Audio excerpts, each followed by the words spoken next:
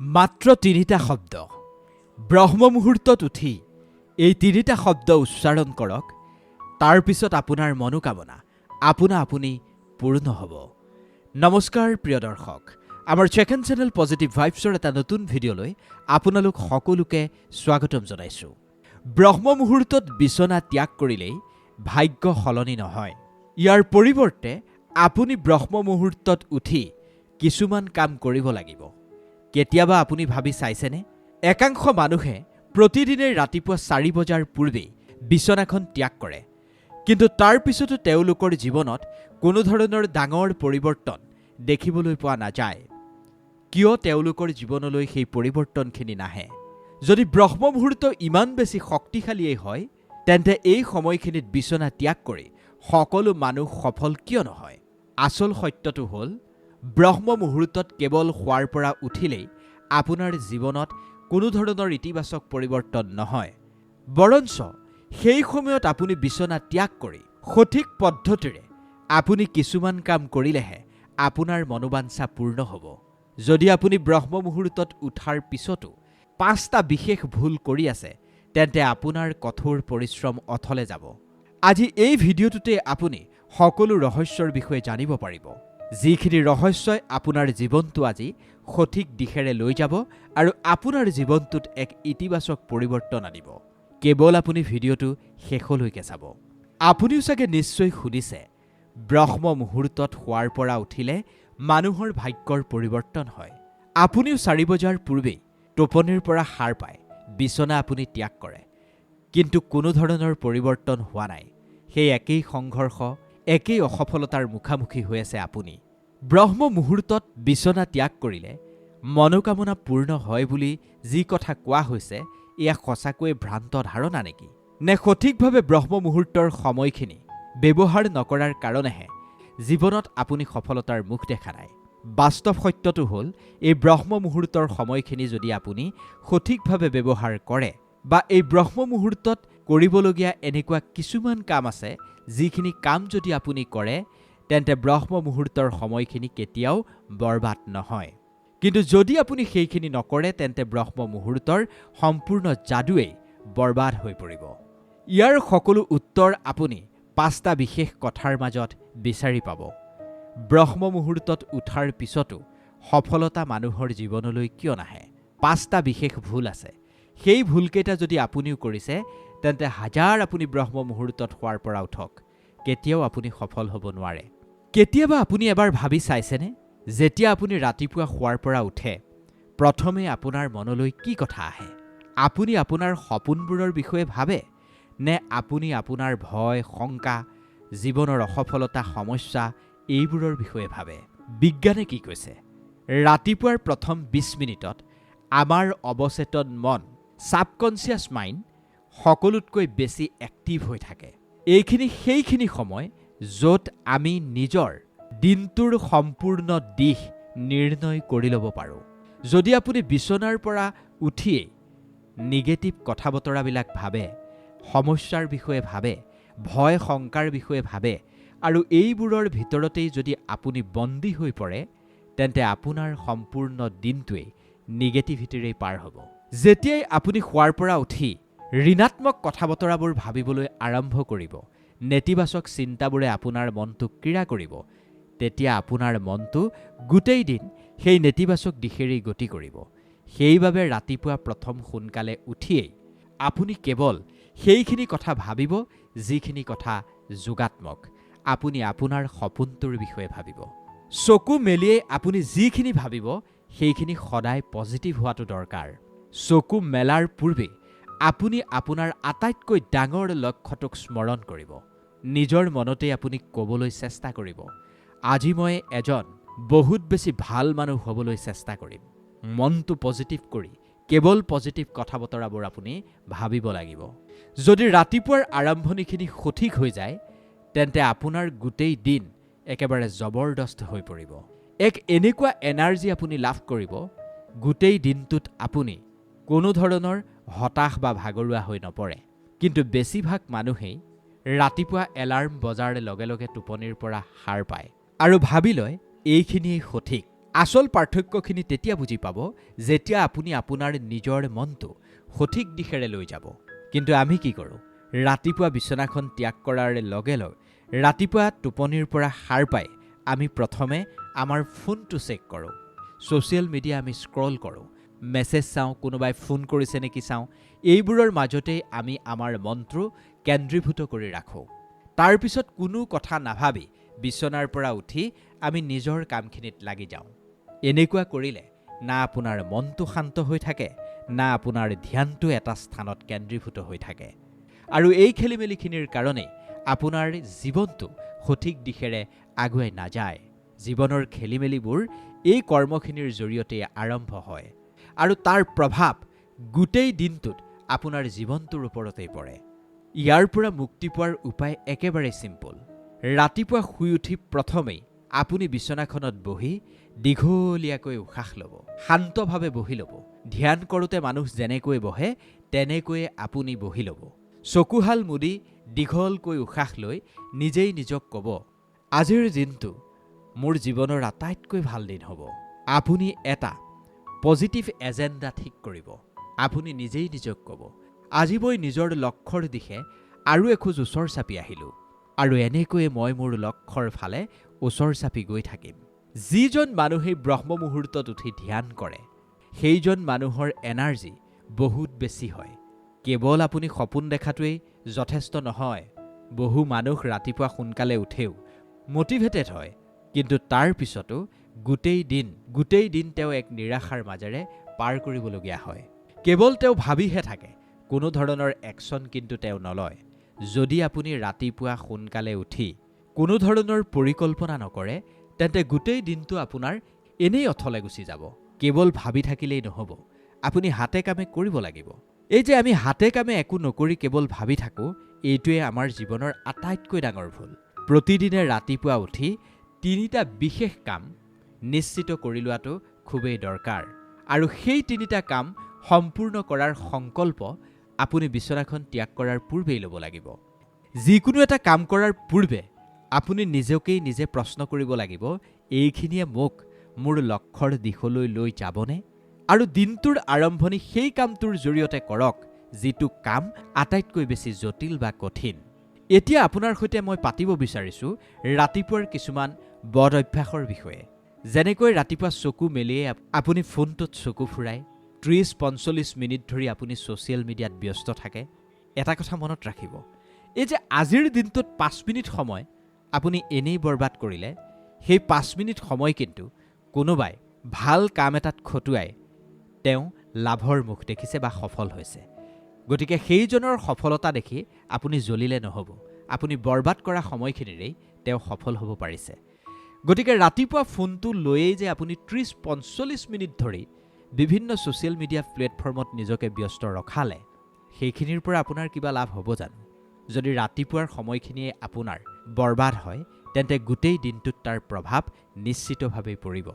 ইয়াৰ উপায় হ'ল ৰাতিপুৱা প্ৰথমেই শুই উঠি এগিলাচ আপুনি পানী খাওক, যাতে সেই পানীগিলাচে আপোনাৰ শৰীৰটো হাইড্ৰেট কৰি লয়। তাৰপিছত আপুনি সামান্য ব্যায়াম কৰক। শৰীৰটোক আপুনি জগাব পাৰিব লাগিব। তাৰপিছত আপুনি ভাল লেখা পঢ়ক। পেপাৰখনতো আপুনি চকু ফুৰাব পাৰে বা পজিটিভ কিছুমান নোটছ আপুনি পঢ়িব পাৰে, যিখিনিয়ে আপোনাৰ মনটোক শান্ত কৰিব। সেই কামটোৱে আপোনাৰ মন মগজুক এক সঠিক দিশেৰে লৈ যাব। ৰাতিপুৱাৰ সময়খিনিয়ে আপোনাৰ গোটেই দিনটোৰ কোৱালিটি নিৰ্ভৰ কৰে। দিনটো যদি সঠিকভাৱে আৰম্ভ হৈছে তেন্তে গোটেই দিন আপোনাৰ ভালদৰে পাৰ হ'ব। শান্ত মন, বিশুদ্ধ বিচাৰধাৰা আৰু এটা একশ্যন মোডে আপোনাৰ দিনটো বহুত বেছি সুন্দৰ কৰি তুলিব। আজিকালি কিতাপ পঢ়াৰ অভ্যাস একেবাৰে কমি গৈছে। গতিকে ৰাতিপুৱা শুই উঠি আপুনি যিমান পাৰে সিমান কিতাপৰ এটা পৃষ্ঠা হ'লেও পঢ়িবলৈ যত্ন কৰক। কোনোবা ভাল মটিভেশ্যনেল স্পিকাৰৰ মটিভেশ্যনেল কথা বতৰাবোৰ শুনিও আপুনি দিনটোৰ আৰম্ভণি কৰিব পাৰে। এনেকুৱা কিছুমান কথা বতৰা শুনিব যিবোৰৰ পৰা আপুনি মানসিক শক্তি লাভ কৰে। কিন্তু মই আকৌ কৈছোঁ, সেইবোৰ শুনি কেৱল ভাবি থাকিলেই নহ'ব। সেইবোৰৰ পৰা প্ৰেৰণা লৈ আপুনি আপোনাৰ বাস্তৱ জীৱনত সেইখিনি প্ৰয়োগ কৰিব পাৰিব লাগিব। যিসকল মানুহে ৰাতিপুৱাৰ অভ্যাসখিনি সঠিক কৰি লয় তেওঁলোকৰ শক্তি গোটেই দিন জুৰি থাকে। যদি আপোনাৰ মন আৰু শৰীৰ নেতিবাচক কথা বতৰা বা নেতিবাচক চিন্তাৰে ভৰি থাকে, তেতিয়াহ'লে কোনো ধৰণৰ কৌশলেই আপোনাৰ ক্ষেত্ৰত কাম নকৰিব। বেলেগৰ আলোচনা কৰা, বেলেগৰ উন্নতিত ঈৰ্ষা হোৱা, বেলেগলৈ খং উঠি থকা, এইবোৰ একেবাৰে বদ অভ্যাস। এইবোৰে আপোনাৰ কাম কাজত সদায় নেতিবাচক প্ৰভাৱেই পেলাব। এইবোৰৰ পৰা আপোনাৰ শক্তি একেবাৰে ব্লক হৈ পৰিব। সেইবাবে আপোনাৰ জীৱনটো এনেকুৱা ধৰণৰ কথা বতৰা বা চিন্তাৰ পৰা আঁতৰাই ৰাখিব লাগিব। নেতিবাচক মানুহ, বদ অভ্যাস, নেতিবাচক কথা বতৰা, এই সকলোবোৰৰ পৰা নিজক যিমানেই আঁতৰ কৰি ৰাখিব, তেতিয়াই আপুনি জীৱনটো সফলতাৰ দিশেৰে আগুৱাই লৈ যাব পাৰিব। বেলেগক সহায় কৰিবলৈ চেষ্টা কৰিব, ভাল কাম কৰিবলৈ চেষ্টা কৰিব। যেতিয়াই আপুনি কাৰোবাক সহায় কৰিব, যিমানখিনি সহায় কৰিব, এই ব্ৰহ্মাণ্ডই আপোনাক তাৰ দুগুণ উভতাই দিব। প্ৰতিদিনে ৰাতিপুৱা শুই উঠি নিজকেই ক্ষমা কৰিবলৈ চেষ্টা কৰিব আৰু নতুন দিনৰ কাৰণে নিজক প্ৰস্তুত কৰিব আৰু তেনেকৈয়ে নতুন দিনটোৰ আৰম্ভণি কৰিব। যিবোৰ পুৰণা ভুল আছিল সেইবোৰ ত্যাগ কৰিব আৰু আগুৱাই যাবলৈ চেষ্টা কৰিব। যদি আপুনি আপোনাৰ নিজৰ শক্তিখিনি পৰিষ্কাৰ কৰি লয়, তেন্তে ব্ৰহ্ম মুহূৰ্তৰ আচল যাদুৰ লাভখিনি আপুনি আপোনাৰ জীৱনত দেখিবলৈ পাব। এতিয়া আপোনালৈ প্ৰশ্ন, ব্ৰহ্ম মুহূৰ্তত কেৱল বিচনাখন ত্যাগ কৰি আপুনি জীৱনটোৰ সফলতা কামনা কৰিব, নে ব্ৰহ্ম মুহূৰ্তত বিচনা ত্যাগ কৰি আপুনি সঠিক পদ্ধতিৰে জীৱনটো আগুৱাই নিব? যদি আপুনি এই 5টা ভুলৰ পৰা বাচি থাকিব পাৰে, তেন্তে ব্ৰহ্ম মুহূৰ্তৰ আচল যাদুখিনিৰ লাভ আপুনি আপোনাৰ জীৱনত দেখিবলৈ পাব। ব্ৰহ্ম মুহূৰ্তত আপুনি কি কৰিব? 5টা শক্তিশালী পদ্ধতি আছে, যিখিনিয়ে আপোনাৰ জীৱন সম্পূৰ্ণৰূপে সলনি কৰি দিব পাৰে। কেতিয়াবা আপুনি ভাবি চাইছেনে, যিসকল মানুহ ব্ৰহ্ম মুহূৰ্তত শোৱাৰ পৰা উঠে, তেওঁলোকৰ জীৱনত চমৎকাৰ কিয় হয়? এয়া কেৱল এক আধ্যাত্মিক মান্যতা, নে ইয়াৰ আঁৰত বেলেগ কিবা বৈজ্ঞানিক বা মনোবৈজ্ঞানিক ৰহস্যও লুকাই আছে? যদি আপুনি ব্ৰহ্ম মুহূৰ্তত শোৱাৰ পৰা উঠে আৰু সঠিক কাম নকৰে, তেন্তে ইয়াৰ কোনো লাভ আপুনি নাপায়। আজি আমি জানিম 5টা এনেকুৱা গভীৰ ৰহস্যৰ বিষয়ে, যিখিনিয়ে আপোনাৰ আত্মা, মন আৰু শৰীৰ একেবাৰে শক্তিশালী কৰি তুলিব। এক আত্মশুদ্ধি আৰু এটা ইতিবাচক শক্তি আপোনাৰ মনলৈ লৈ আহিব এই 5 ৰহস্যই। ৰাতিপুৱা শুই উঠিয়েই আপুনি এগিলাচ কুহুমীয়া পানী খাবলৈ চেষ্টা কৰক। সেই কুহুমীয়া পানীগিলাচে আপোনাৰ শৰীৰটো পৰিষ্কাৰ কৰিব। স্নান কৰাৰ পূৰ্বে তিল তেলেৰে আপোনাৰ শৰীৰটো মালিচ কৰক। স্নান কৰাৰ পিছত আপুনি সূৰ্যদেৱক জল অৰ্পণ কৰিবলৈ একেবাৰে নাপাহৰিব। এইখিনিয়ে আপোনাৰ শৰীৰটোক এক যোগাত্মক শক্তি প্ৰদান কৰিব, শৰীৰটোক শুদ্ধ কৰিব। শৰীৰটো শুদ্ধ কৰা মানে আপুনি আপোনাৰ জীৱনটো সঠিক দিশেৰে লৈ যোৱা। ৰাতিপুৱা আপুনি কৰিবলগীয়া আৰু এটা কাম হৈছে ধ্যান বা প্ৰাণায়াম, deep meditation and breath control. ব্ৰহ্ম মুহূৰ্তত আমাৰ মন মগজু একেবাৰে সতেজ হৈ থাকে। একেবাৰে সহজ সৰল ভাষাত কৈছোঁ, আপুনি এই সময়ছোৱাত 10ৰ পৰা 15 মিনিট যদি দীঘল দীঘলকৈ গভীৰভাৱে উশাহ লৈ ধ্যান কৰে, আপুনি আপোনাৰ মনটো যদি আপোনাৰ সপোনটোত কেন্দ্ৰীভূত কৰি ৰাখে, তেন্তে পৃথিৱীৰ কোনো শক্তিয়ে আপোনাক সফল হোৱাৰ ক্ষেত্ৰত বাধা দি ৰাখিব নোৱাৰে। কাৰণ যিকোনো এটা কাম কৰিবলৈ মানুহৰ মগজুটো শান্ত হৈ থাকিব লাগিব। যদি আপুনি ব্ৰহ্ম মুহূৰ্তত অনুলোম বিলোম প্ৰাণায়াম কৰিবলৈ চেষ্টা কৰে, সেইখিনিয়ে আপোনাৰ মন মগজু একেবাৰে সন্তুলিত কৰি ৰাখিব আৰু মন মগজু যেতিয়া সন্তুলিত হৈ থাকিব, আপুনি যিকোনো কামতেই সফল হ'ব। ওম মন্ত্ৰ আপুনি জপ কৰিব পাৰে। ওম মন্ত্ৰৰ ৰহস্যৰ বিষয়ে আপুনি জানিলে আচৰিত হ'ব। ওম মন্ত্ৰ এনেকুৱা এক মন্ত্ৰ, যি মন্ত্ৰই আপোনাৰ অন্তৰ একেবাৰে শুদ্ধ কৰি পেলাব আৰু আপোনাক এনেকুৱা এক শক্তি প্ৰদান কৰিব, যি শক্তিৰ দ্বাৰা আপুনি অসাধ্যও সাধন কৰি ল'ব পাৰিব। যিসকল মানুহে ৰাতিপুৱা ধ্যান কৰে, তেওঁলোকৰ আত্মা একেবাৰে শান্ত হৈ থাকে আৰু তেওঁলোকৰ অনুভৱ, তেওঁলোকৰ বিচাৰধাৰা একেবাৰে শক্তিশালী হয়। সংকল্প শক্তি আৰু ভিজুৱেলাইজেশ্যনে আপোনাক সফলতাৰ দিশেৰে আগুৱাই লৈ যাব। মই যে এই অলপ আগতে ক'লোঁ ভিজুৱেলাইজেশ্যন, এই ভিজুৱেলাইজেশ্যন কি সেয়া আপুনি জানি লওক। এই পৃথিৱীৰ আটাইতকৈ সফল মানুহবোৰেও দিনটোৰ আৰম্ভণি ভিজুৱেলাইজেশ্যনৰ জৰিয়তেই ষ্টাৰ্ট কৰে।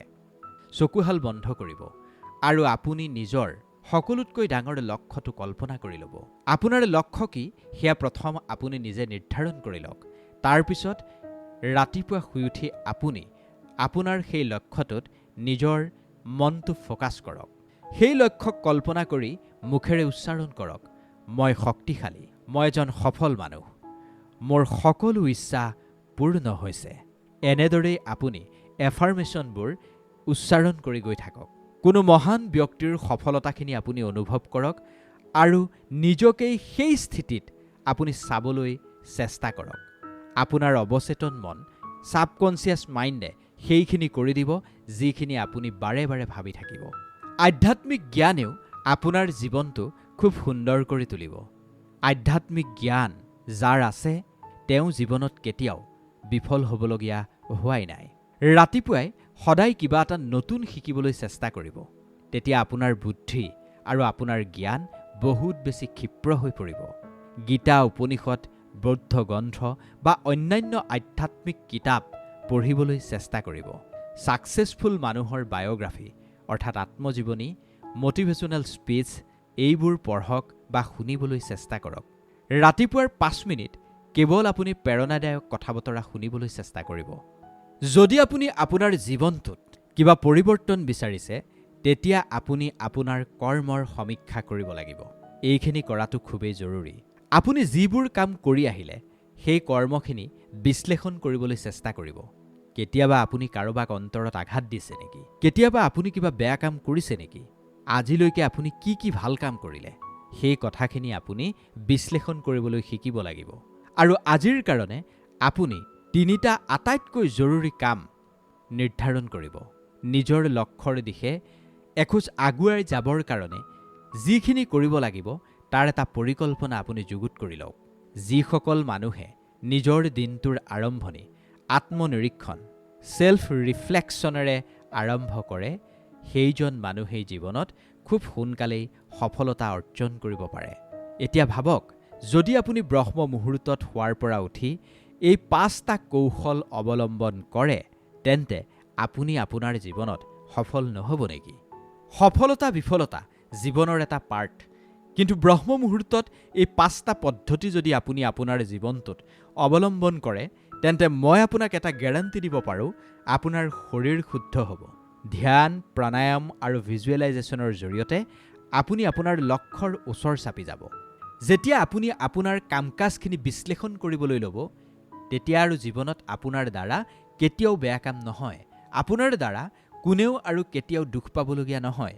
আপোনাকেই প্ৰশ্ন কৰিছোঁ, কেতিয়াবা ভাবি চাইছেনে সফল মানুহবোৰে ব্ৰহ্ম মুহূৰ্তত কিয় শুই উঠে? সঁচাকৈয়ে এই সময়খিনিত শোৱাৰ পৰা উঠিলে জীৱনটোত চমৎকাৰ হয়নে? নে এয়া কেৱল এক পৰম্পৰা? বৈজ্ঞানিক আৰু আধ্যাত্মিকতাৰ ভিত্তি কি আছে নে নাই সেয়া ইতিমধ্যে আপোনাক মই মোটামুটি উল্লেখ কৰিছোঁ। পুনৰ কৈছোঁ, ব্ৰহ্ম মুহূৰ্তত আপুনি বিচনাৰ পৰা উঠিলে মানসিক, শাৰীৰিক আৰু আপোনাৰ আভ্যন্তৰীণ শক্তি 10 গুণ পৰ্যন্ত বৃদ্ধি পাব। আপোনাৰ গোটেই দিনটো মনটো অস্থিৰ হৈ থাকে নেকি? কোনো এটা বিষয়তে আপুনি আপোনাৰ মনটো কেন্দ্ৰীভূত কৰি ৰাখিব নোৱাৰে নেকি? তেনেকুৱাত ব্ৰহ্ম মুহূৰ্তৰ এই সময়খিনিয়ে আপোনাৰ কাৰণে অতি উপযোগী সময়। এই সময়ছোৱাত আপোনাৰ মগজু আলফা ষ্টেজত থাকে। আলফা ষ্টেজত থকা মানে এই সময়খিনিত ধ্যান কৰিলে আপুনি মানসিক শান্তি আৰু আভ্যন্তৰীণ শক্তি লাভ কৰিব। আপোনাৰ একাগ্ৰতাক, কনচেন্ট্ৰেশ্যন আৰু আপুনি কিবা এটা কথা ভবাৰ যি ক্ষমতা সেয়া বহু গুণ বৃদ্ধি পাব। যিসকল মানুহে এই সময়খিনিত পঢ়া-শুনা কৰে, সৃষ্টিশীল কাম-কাজ কৰে, সেইসকল মানুহেই বেলেগতকৈ আগুৱাই যায়। যদি আপুনি আপোনাৰ জীৱনটোত পৰিৱৰ্তন বিচাৰিছে তেন্তে আপুনি আপোনাৰ দিনটোৰ শুভাৰম্ভণিখিনি শান্ত আৰু আপোনাৰ মন এটা বিষয়বস্তুতেই কেন্দ্ৰীভূত কৰি আগবাঢ়িব লাগিব। কেতিয়াবা আপোনাৰ এনেকুৱা লাগিছেনে আপুনি জীৱনটোত এক কিবা গভীৰ ৰহস্য বিচাৰি আছে? ব্ৰহ্ম মুহূৰ্তৰ সময়খিনি আত্মাৰ সৈতে জড়িত হ'বৰ কাৰণে উত্তম সময়। এইখিনি সময়ত ধ্যান, মন্ত্ৰ জপ আৰু প্ৰাণায়াম কৰিলে মানুহৰ আভ্যন্তৰীণ শক্তি জাগ্ৰত হৈ পৰে আৰু অৱচেতন মন, ছাবকনচিয়াছ মাইণ্ড বহুত বেছি এক্টিভ হৈ পৰে, যাৰ জৰিয়তে আপুনি আপোনাৰ ইচ্ছাখিনি বাস্তৱলৈ পৰিৱৰ্তন কৰি দিব পাৰে। যিসকল লোকে ব্ৰহ্ম মুহূৰ্তত ধ্যান কৰে তেওঁলোকৰ আধ্যাত্মিক শক্তি যথেষ্ট বৃদ্ধি পায়, জীৱনলৈ শান্তি আহে। যিকোনো ধৰণৰ বেমাৰ আজাৰৰ পৰা তেওঁলোকে খুব সোনকালেই মুক্তি পায়। আপুনি জানি আচৰিত হ'ব, ব্ৰহ্ম মুহূৰ্তত টোপনিৰ পৰা সাৰ পালে শৰীৰত প্ৰাকৃতিক হিলিং হয়। আয়ুৰ্বেদ আৰু বিজ্ঞান এই দুয়োটাই বিশ্বাস কৰে এইখিনি সময়ত শৰীৰৰ শক্তি একেবাৰেই শুদ্ধ হৈ থাকে। এইখিনি সময়ত বিচনা ত্যাগ কৰিলে পাচনতন্ত্ৰ যথেষ্ট শক্তিশালী হয় আৰু যিবোৰ বেয়া বস্তু টক্সিছ আছে সেইবোৰ বাহিৰলৈ ওলাই আহে। প্ৰাণায়াম কৰিলে শৰীৰত অক্সিজেনৰ ক্ষমতা বৃদ্ধি পায়, যিখিনিৰ জৰিয়তে আপুনি বেমাৰ আজাৰৰ পৰা বাচি থাকিব পাৰিব। ৰাতিপুৱাৰ সামান্য ব্যায়াম আৰু যোগে এজন মানুহক দিনটোলৈ শক্তি প্ৰদান কৰে। যদি আপুনি বেমাৰৰ পৰা বাচি থাকিব বিচাৰিছে আৰু দীঘলীয়া সময়ৰ কাৰণে আয়ুস বিচাৰিছে, তেন্তে ব্ৰহ্ম মুহূৰ্তত শোৱাৰ পৰা উঠক আৰু আমি কোৱা কথাখিনি মানি চলক। নিশ্চিতভাৱে আপুনি সফল হ'ব পাৰিব। আমাৰ সৈতে যদি আপুনি একমত, কমেণ্টত আপোনাৰ মতামত জনাবলৈ আমাক নাপাহৰিব। ভিডিঅ'টো যদি 10জনৰ উপকাৰ সাধন কৰিব বুলি আপুনি ভাবিছে, অনুগ্ৰহ কৰি ভিডিঅ'টো শ্বেয়াৰ কৰি দিব আৰু এনেকুৱা ধৰণৰ ভিডিঅ' পোনপ্ৰথম আপুনি পাবৰ কাৰণে আমাৰ চেনেলটো এবাৰ ছাবস্ক্ৰাইব কৰি দিব। ধন্যবাদ।